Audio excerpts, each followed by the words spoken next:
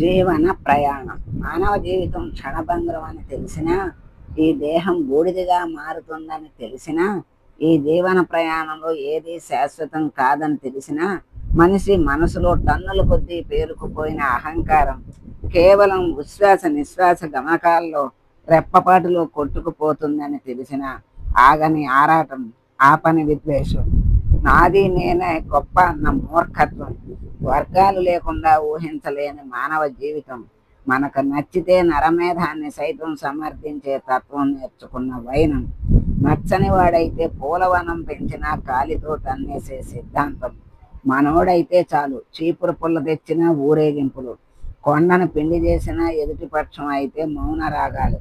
ఇన్ని దుర్లక్షణాలు ఈ మానవ దేహంలో నువ్వు పెట్టలేదు కదా శివయ్య. మరి ఎక్కడ నేర్చుకున్నాడు ఇవన్నీ? మనిషి ఏ బడిలో నేర్చాడు తన పతనానికి మూలమైన అధర్మ పాఠాలు?